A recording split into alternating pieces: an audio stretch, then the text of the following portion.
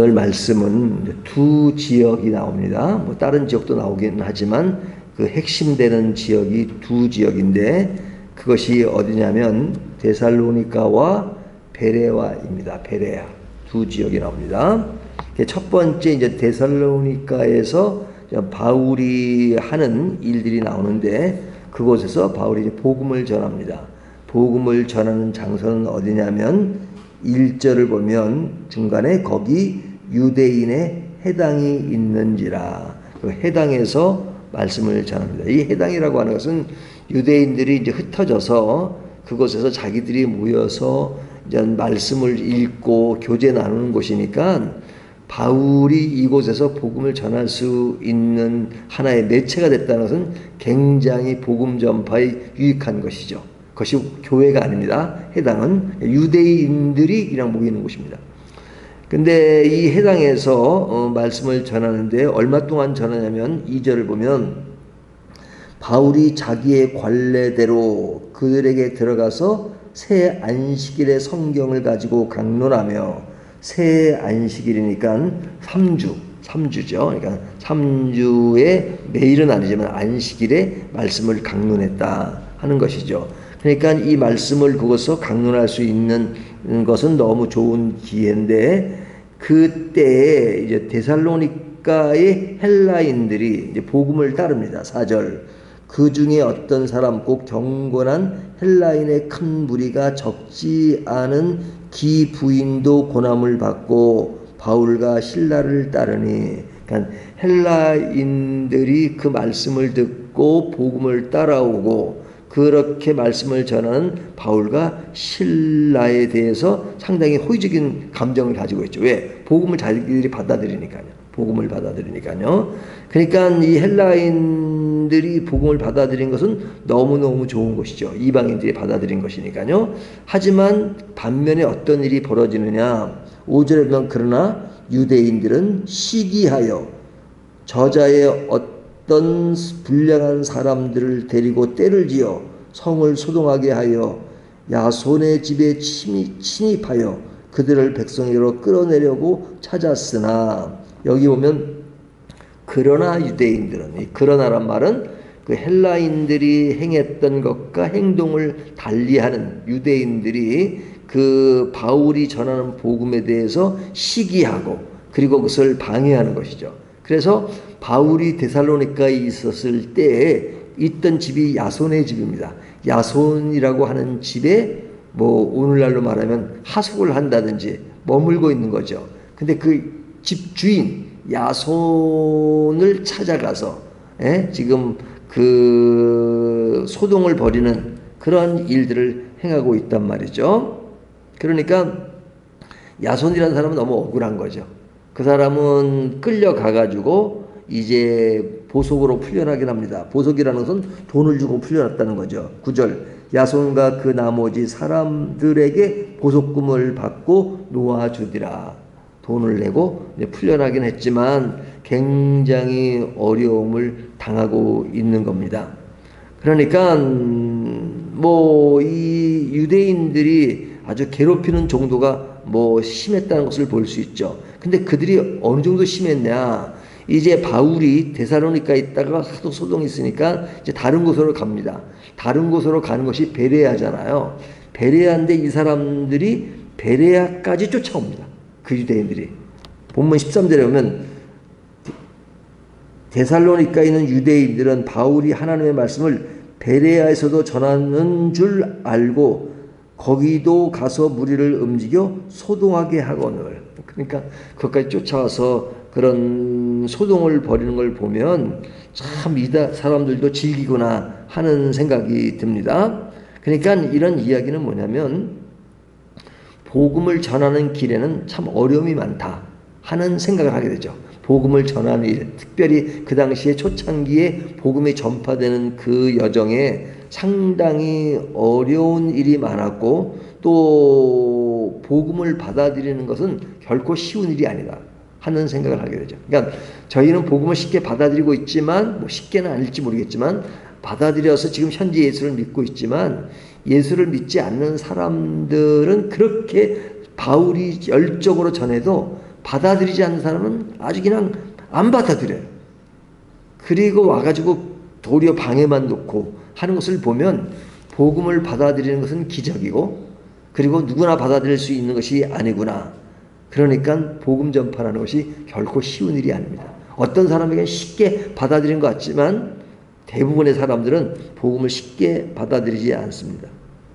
하지만 그런 가운데서 복음을 받아들이는 사람들은 진짜 은혜죠. 11절을 보면 베레아에 있는 사람들은 데살로니가에 있는 사람들보다 더 너그러워서 간절한 마음으로 말씀을 받고 이것이 그러한가여 날마다 성경을 상고함으로. 이 베레아 사람들은 마음이 너그럽다. 왜 너그러우냐? 하나님의 말씀을 잘 받아들이고 그러니까 말씀을 전할 때 쏙쏙 받아들이는 사람들이 있으면 진짜 기쁜죠. 말씀을 전하는 사람들은. 하지만 받아들이지 않고 아주 냉랭하고, 그리고 꼬치꼬치 그냥 그런 문제제기만 하고 하는 그런 사람들은 참 어렵죠. 뭐 그렇게 해서라도 복음을 받아들이면 좋지만 그러지 않는 사람들이 지금 비교가 되는 겁니다. 데살로니가 사람들 중에 유대인들이 베레아까지 와서 방해하는 그런 모습을 묘사하고 있는가 하면 베레아에 있는 사람들은 아주 너그러워서 복음을 잘 받아들이고 날마다 성경을 상고한다 이거죠. 날마다 성경을 상고한다. 그러니까 이 신앙의 안정을 주는 사람들은요, 성경을 늘 상고하고 그 말씀을 묵상하는 사람들입니다. 자, 이런 면을 보면 복음 전하는 자는 굉장히 어려움이 많다. 그래서 이쪽으로 피하고 저쪽으로 피해가면서 복음을 전하잖아요. 그러니까 복음 전하는 것은 어렵지만 또 어려움이 결국은 또 복음 전파를 증폭해가는 또 계기도 돼요. 그러니까 이게 참 아이러니하지만 하나님의 말씀이 전파되는 것은 어려움이 없으니까 피하니까 다른 곳으로 가서 복음을 전하고 또 거기서 어려우니까 다른 곳으로 가서 전하는 것으로 인해서 복음은 점점점 증폭되고 널리 전파되고 있죠. 어느 그런 가운데요, 고난과 핍박 속에서 그렇게 되고 있다는 거죠. 그러니까 박해 속에서 복음이 전해질 수 있다는 것, 그것은 감사한 일이죠. 하지만 박해받는 그 본인은 너무너무 힘든 거죠. 하지만 하나님의 역사는 어려움 속에서 진행되고 있다는 것, 이것이 어제 본문, 오늘 본문에도 계속 피력하고 있는 말씀이죠. 그래서 복음을 전하는 자는 이렇게 복음을 전할 때 받는 격려가 있어요. 하지만 격려만 있는 것이 아니라 피해를 입기도 하죠. 격려로 힘을 얻을 때가 있지만 늘 피해를 받으니까 사도 바울도 생명의 위협을 느끼고, 그렇지만 그 느끼는 가운데서 복음은 확장되고 있다 하는 것이죠. 그러니까 복음 전하는 자는 목사가 되든 선교사가 되든 아니면 우리 일반 성도가 되든 복음을 전하고 하나님의 일을 하는 데서는 이 두 가지 요소가 있다는 것은 늘 기억해야 돼요.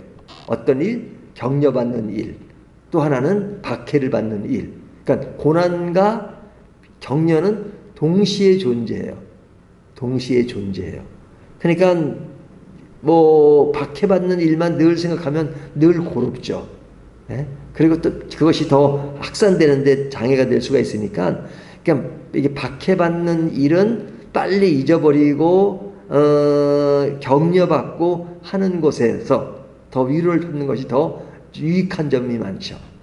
부부 생활도 그렇다는 겁니다. 늘 그냥 단점보다는 장점을 많이 생각하라는 그런 얘기를 하는데 쉬운 일은 아니죠. 자, 이런 두 가지 요소들을 오늘 본문이 정하고 있는데 또 자세히 들여다보면 이 두 가지 일만 있는 것이 아니죠. 다른 면이 또 있습니다. 그 다른 면이 뭐냐? 이름도 없이 헌신한 사람들이 등장합니다. 그러니까 이름도 없이 헌신한 사람들은 그냥 지나치거나 그의 이름이 돌출되지 않기 때문에 그 사람들에 대해서는 이렇게 크게 평가하지 않을 때가 많아요. 우리가 역사를 이룰 때 큰 인물들이 등장해가지고 많은 일들을 하고 앞장서 하죠. 하지만 그 사람 혼자서 하는 게 아니잖아요. 그 사람을 지지하고 따르는 수많은 사람, 무명의 용사들이 있단 말이죠. 그 무명의 용사들은 감춰져 있지만 그러나 그 사람들의 역할은 굉장히 큰 것이죠. 14절을 보면 형제들이 곧 바울을 보내어 바다까지 가게 하되 실라와 디모데는 아직 거기 머물러 있더라. 그러죠? 머물더라 그러죠. 자, 여기 보면 데살로니가에 있다가 이제 베레아로 갑니다. 베레아로 있다가 이제 다른 곳으로 갑니다. 다른 곳으로는 왜 가냐면 베레아까지 그 유대인들이 방해를 놓으니까 그 어디로 갑니까? 바울이 여기 보면 아덴으로 갑니다. 15절 바울을 인도하는 사람들이 그를 데리고 아덴까지 이르러, 그러니까 아덴까지 가는데 그러니까 아덴까지 가기 위해서는 베레아에서 어디로 가야 돼요? 배를 타고 가려면 이제 바다까지 가야죠. 바다까지. 그러니까 베레아에서 바다까지 가서 거기서 배를 타고 아덴까지 가는 겁니다. 그러니까 그런 과정에 돕는 사람들이 누구였어요? 여기 형제들이요. 형제들이, 그죠? 형제들이 이름은 나오지 않지만 형제들이 곧 바울을 내보내어 바다까지 가게 하고, 그러니까 길을 안내했다는 이야기도 되지만 그 어려움을 당하고 그를 보호하는 가이드 역할을 하죠. 이 보디가드 역할도 하고 그들이 바울을 보호하면서 그 사역을 이뤄가게 하는 것을 볼 수 있잖아요. 그러니까 이들의 역할이 굉장히 큰 거죠. 만약에 이들이 역할에서 뭐 바울이 뭐 바로 죽게 되었다 그러면 역할은 끝나는 거잖아요. 하지만 그들은 바울을 보호했다는 차원에서 그들의 역할은 굉장히 큰 것이죠. 하지만 이름은 등장하지 않아요. 그냥 형제들이란 말은 믿음의 동역자들이죠. 그런 동역자들의 역할이 굉장히 큰 것입니다. 그러니까 바울은 늘 복음을 생각해요. 그 사람들의 어떤 그런 도움을 크게 생각하겠죠. 그러니까 이 베레아는 아주 복음이 잘 증거되니까 바울이 그곳에서 실라와 디모데를 놔두고 자기 혼자 갑니다. 아덴까지. 그걸 보면 이 바울은 참 대단한 사람이에요. 그 모든 것을 종합적으로 생각해서 복음이 전파되고 나는 떠나지만 다른 사람을 통해서 복음이 계속 확산되고 좋은 그런 분위기니까 거기서 디모데와 실라를 두고 자기는 형제들의 도움을 받아서 바다까지 가고 그리고 아덴까지 가는 그런 모습을 보여주고 있습니다. 그러니까 바울의 헌신, 주변 사람들의 헌신, 그리고 많은 주위 환경에서 이루어지는 그 일들, 이런 것들이 결코 가볍지가 않은 것이죠. 그러니까 오늘 본문을 통해서 또 생각하는 건 어제와 비슷합니다. 일에 있어서는 그런 위기가 있고 기회가 있고 또 위로가 있고 격려가 있지만 박해가 있고 그런 가운데 또 숨은 사람들의 그런 헌신이 있고 그런 가운데 복음이 전파되고 있다. 그렇기 때문에 늘 그런 것을 종합적으로 생각하는 것이 중요한 것 같아요. 우리가 매일매일 사역을 뭐 일기로 쓴다 그러면 어떤 글을 제일 많이 쓰겠습니까? 오늘 일은 너무너무 힘들었어요 하는 것도 쓸 수 있죠. 왜? 그러나 그런 힘든 일을 통해서 또 다른 지역으로 갈 수 있다는 것. 하지만 이런 힘든 속에서도 나를 격려하고 위로하고 그리고 숨은 인재로서 돕고 있는 많은 사람들이 있다는 것. 그런 것이 감사잖아요. 우리가 이 새벽기도 지금 몇 분 안 되지만 그러나 몇 분 안 되지만 또 영상으로 듣는 분도 계시고 또 영상이 또 이것이 편집이 돼서 나가면 또 그냥 지금 그 시간은 아니더라도 또 계속 보고 있다는 거. 그러니까 복음은 그냥 뭐 몇 사람 안에서만 증거되는 것 같지만 그러나 보이지 않게끔 멀리 퍼지고 있다는 것. 그것 때문에 우리들의 모임이 결코 작지 않다는 것 생각하면 너무너무 감사하고 또 그 작지 않은 그 일에 또 여러분이 있다는 것이 얼마나 감사합니까? 이런 것을 생각하면 하나님의 일은 정말로 종합적이고 입체적이다 하는 것들을 생각하면서 또 위로와 격려가 됩니다. 기도하겠습니다.